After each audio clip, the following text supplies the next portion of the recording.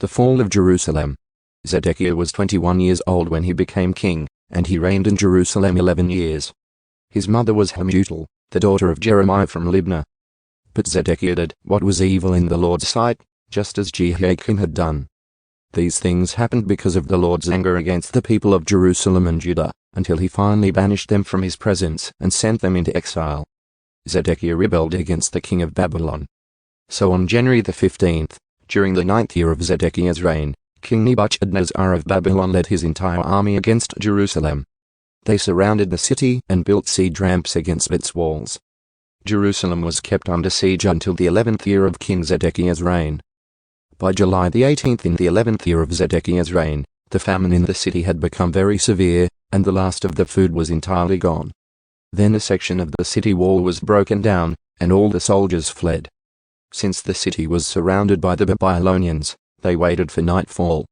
Then they slipped through the gate between the two walls behind the king's garden and headed toward the Jordan Valley. But the Babylonian troops chased King Zedekiah and overtook him on the plains of Jericho, for his men had all deserted him and scattered. They captured the king and took him to the king of Babylon at Riblah in the land of Hamath. There the king of Babylon pronounced judgment upon Zedekiah. The king of Babylon made Zedekiah watch as he slaughtered his sons. He also slaughtered all the officials of Judah at Riblah.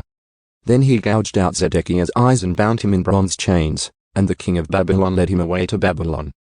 Zedekiah remained there in prison until the day of his death. The temple destroyed. On August the 17th of that year, which was the 19th year of King Nebuchadnezzar's reign, Nebuzaradan, the captain of the guard and an official of the Babylonian king, arrived in Jerusalem. He burned down the temple of the Lord, the royal palace, and all the houses of Jerusalem. He destroyed all the important buildings in the city.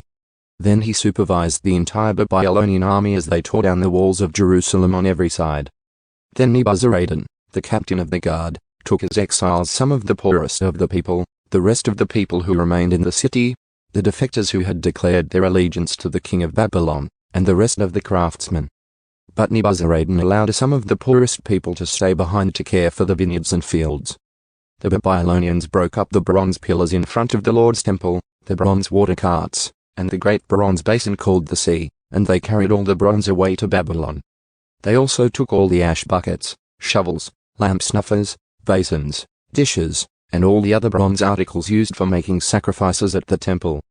The captain of the guard also took the small bowls, incense burners, basins, pots, lampstands, ladles, bowls used for liquid offerings, and all the other articles made of pure gold or silver.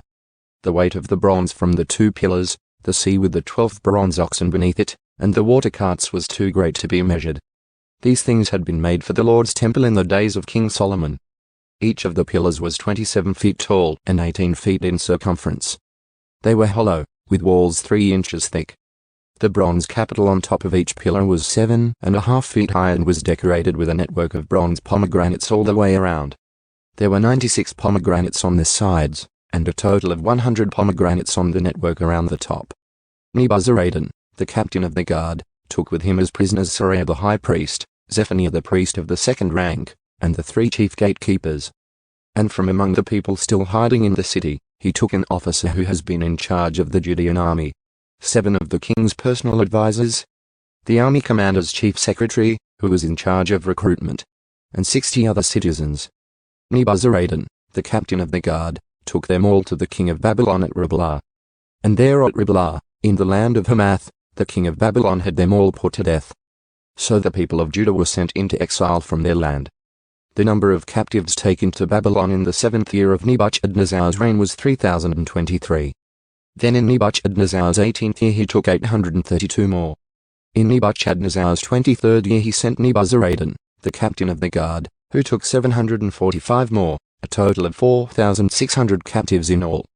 Hope for Israel's royal line. In the 37th year of the exile of King Jehoiachin of Judah, Evil-Merodach ascended to the Babylonian throne. He was kind to Jehoiachin and released him from prison on March the 31st of that year. He spoke kindly to Jehoiachin and gave him a higher place than all the other exiled kings in Babylon.